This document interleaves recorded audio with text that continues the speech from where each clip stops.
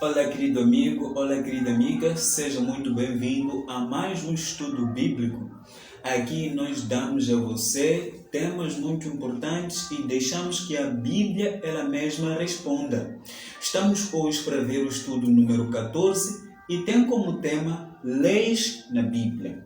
O estudo de hoje vai nos aclarar quantas leis a Bíblia nos apresenta, quantas leis foram abolidas com a morte de Jesus e aonde nós podemos ter a confirmação das tais leis. Onde podemos ter também evidências de que essas e aquelas leis foram abolidas na morte de Jesus. Antes de mais nada, quero pedir para que você possa se inscrever aqui no canal, ativar o sino das notificações, deixar ficar o seu comentário e também compartilhar este vídeo com os seus amigos e familiares, com certeza, se você gostar do conteúdo.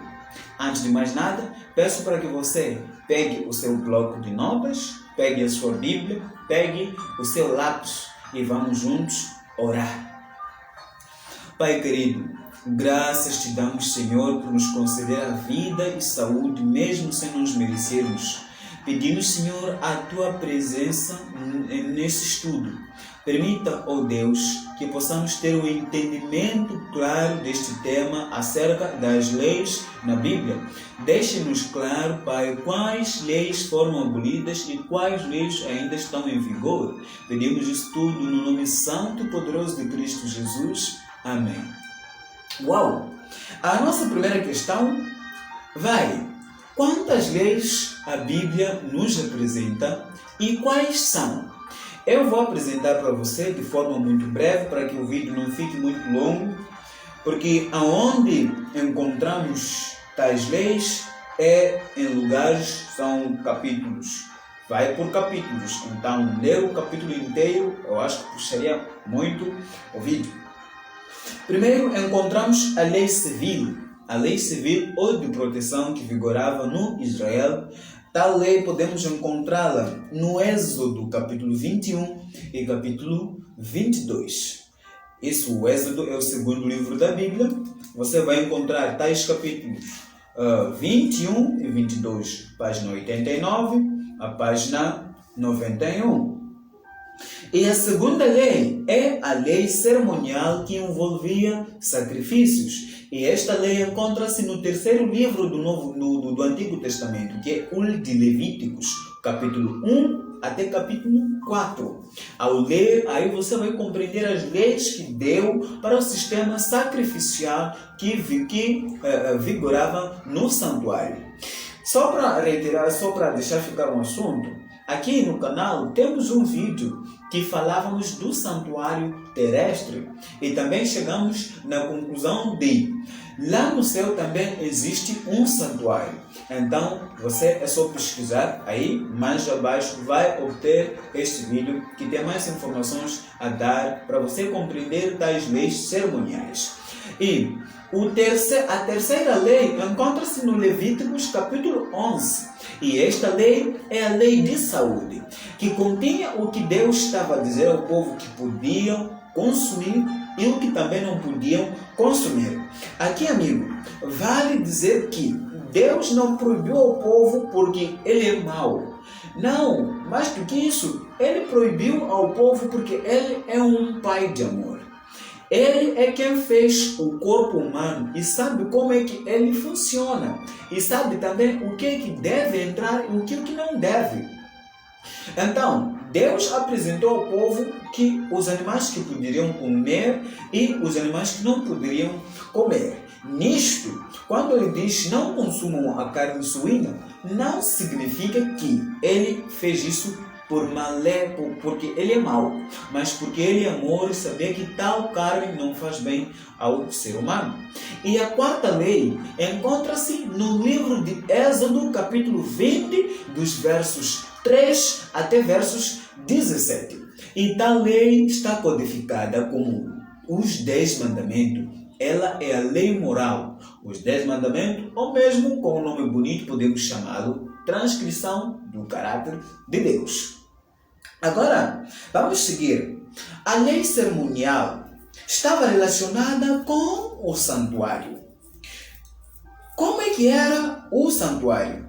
Para podermos entender isso, vamos correndo para o livro de Hebreus, a carta de Paulo aos Hebreus. Isso fica no Novo Testamento. Hebreus fica antes de Tiago e depois de Filemão. Vamos ter o capítulo 9 na página 288. Vamos ver os primeiros 5 capítulos. E nos diz o seguinte: ora, também o primeiro tinha ordenanças de culto divino e um santuário terrestre. Porque um tabernáculo estava preparado, o primeiro, em que havia o candeeiro e a mesa, os pães da proposição, ao que se chama o santuário. Mas depois do segundo véu estava o tabernáculo que se chama o Santo dos Santos, que tinha o incensário de ouro e a arca do concerto coberta de ouro toda em redor, em que estava um vaso de ouro que continha o maná, e a vara de Arão que tinha florescido, e as tábuas do concerto. 5. E sobre a arca os querubins da glória, que faziam sombra no propiciatório, das quais coisas não falaremos agora particularmente. Amém? Não iremos desenvolver muito o assunto do santuário, mas isso era só para aqui termos para sabermos como é que era o santuário aqui na terra. Era dividido em 2 partes. Tínhamos o lugar santo e o lugar santíssimo. O lugar santíssimo ficava somente a arca. O lugar santo tinha a mesa dos pães, tinha o candelabro, tinha também o altar de incenso. Conseguiu compreender o lugar santo e o santíssimo. A terceira pergunta: com a morte de Cristo, o que aconteceria com esta lei cerimonial? Vamos ter a nossa resposta no livro de Daniel, capítulo 9, os versos 27. Daniel encontra-se depois de Ezequiel no Antigo Testamento e antes de Oséias. Abra sua Bíblia em Daniel, capítulo 9, os versos 27. Leia comigo precisamente o verso 27 e muito atento. E ele firmará um concerto com muitos por 1 semana. E na metade da semana fará cessar o sacrifício. Tome nota. Na metade da semana fará cessar o sacrifício e a oferta de manjares.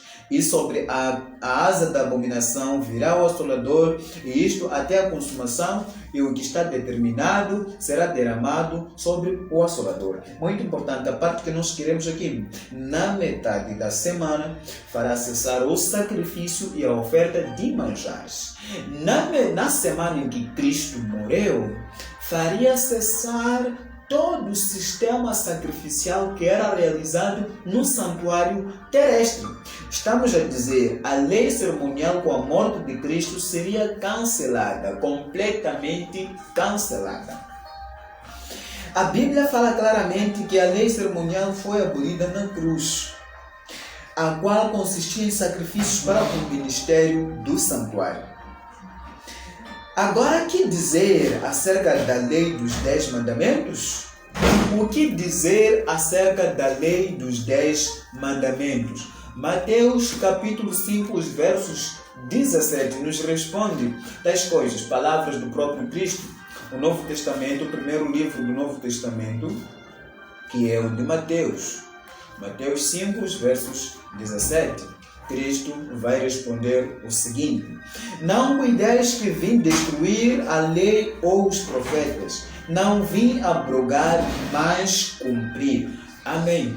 Cristo, as palavras do próprio Cristo, ele dizia o seguinte: não cuideis que eu vim dizer que a lei não tem mais valor, ou os escritos que os profetas escreveram também já não valem. Eu vim para cumprir tais coisas também. Quer ver a outra afirmação que ele faz, que comprova que os 10 mandamentos não foram abolidos? Vamos para a próxima pergunta. Qual foi a atitude de Jesus para com os 10 mandamentos? Qual foi a atitude de Jesus para com a lei moral? Abra João, capítulo 15, os versos 10. João é o quarto livro do Novo Testamento. Quarto livro do Novo Testamento. O capítulo 15, verso 10. Se guardardes os meus mandamentos, permanecereis no meu amor, do mesmo modo que eu tenho guardado os mandamentos de meu Pai e permaneço no seu amor. Amém. Glória a Deus. Você percebe aqui que Cristo, o próprio Cristo, declara que guardou os mandamentos do Pai. Os 10 mandamentos, amigo, vale aqui dizer que não pertence a Moisés. O próprio Deus escreveu os 10 mandamentos e deu a Moisés, depois de ter relatado os 10 mandamentos boca a boca para o povo. Percebeu? E vamos seguir para Tiago, vermos uma outra afirmação que o apóstolo Tiago nos diz em sua carta, em sua epístola, Tiago capítulo 2, os versos 10 a 12.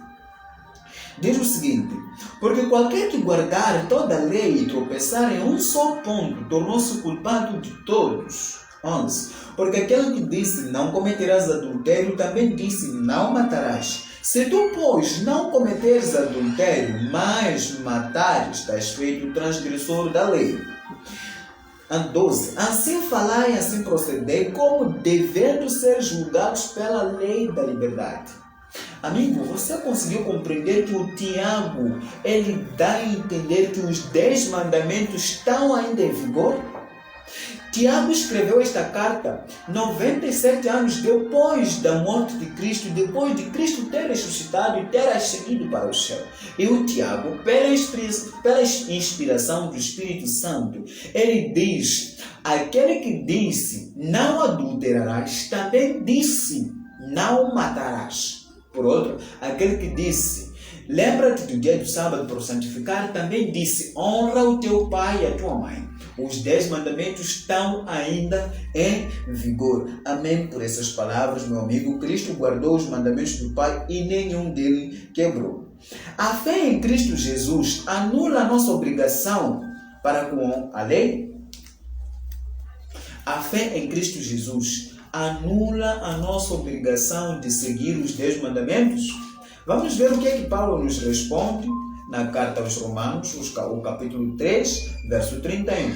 O livro de Paulo aos Romanos, Romanos fica depois de Atos. Romanos fica depois de Atos e antes de Coríntios. 31 diz o seguinte: anulamos, pois, a lei pela fé? De maneira nenhuma, antes estabelecemos a lei. Em outras versões, você encontra o seguinte: anulamos a lei, pois, pela fé? Não, de modo nenhum, antes obedecemos a lei.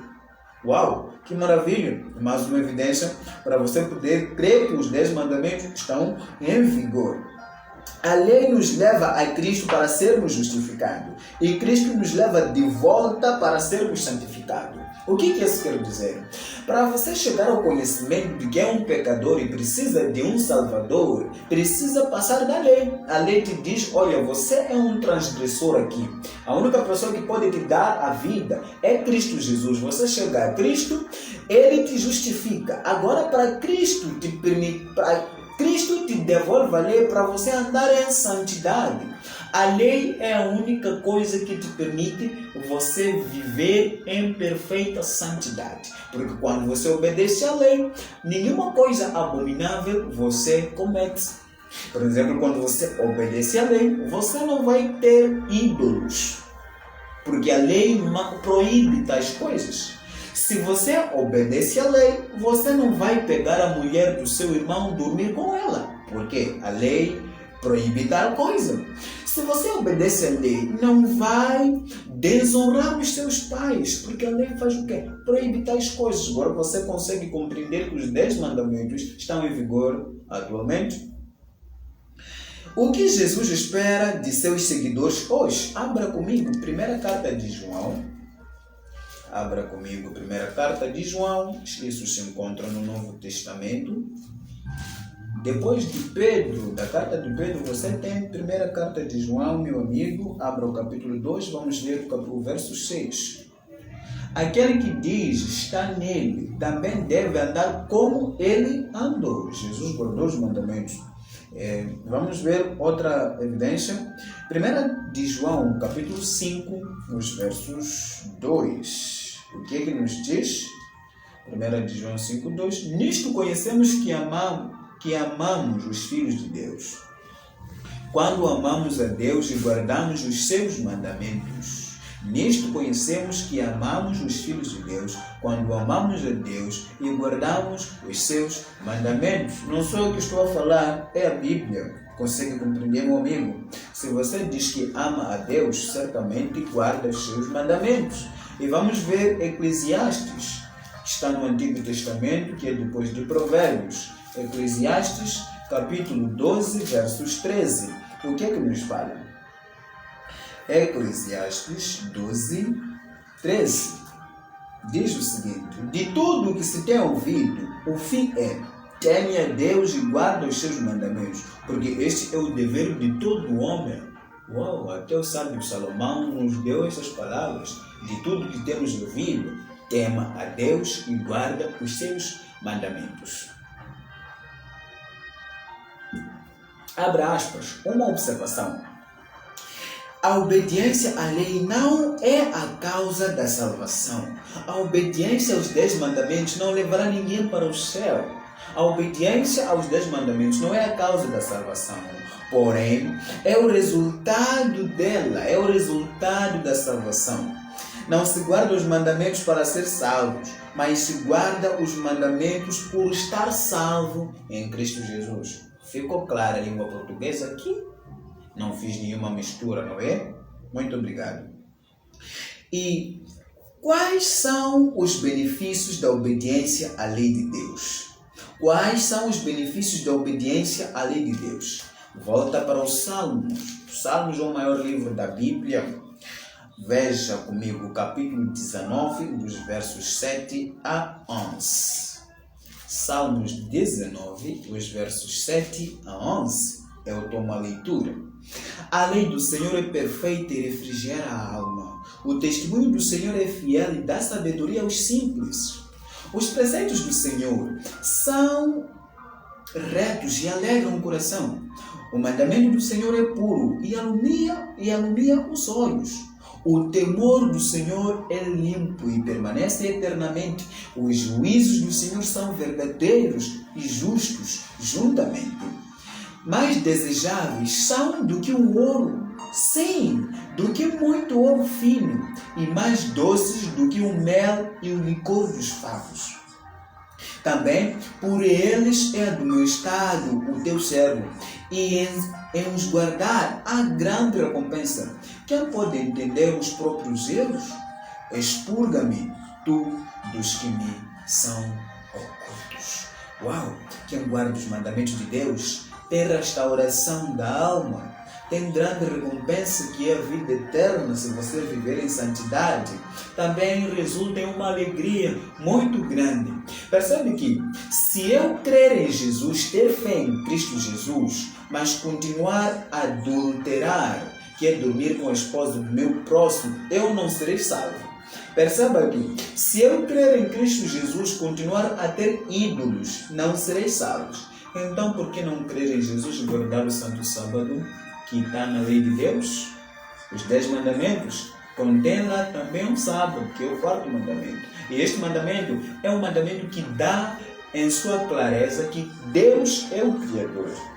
Amigo, meu amigo, o nosso estudo termina aqui, mas tenho 3 questões a te fazer. Crês tu que a lei que foi cravada na cruz foi a lei cerimonial e não a lei moral? Crês tu que Jesus está te guiando para conhecer toda a verdade através desses estudos aqui e deste vídeo que chegou até você? Queres tu, a partir de hoje, seguir os mandamentos de Deus? Queres tu ter mais estudos relacionados com este tema? E se você quer continuar, aqui no final teremos na descrição os contatos para poder você obter seus estudos via WhatsApp. Fique na presença do Senhor com a promessa de eu voltar no próximo vídeo.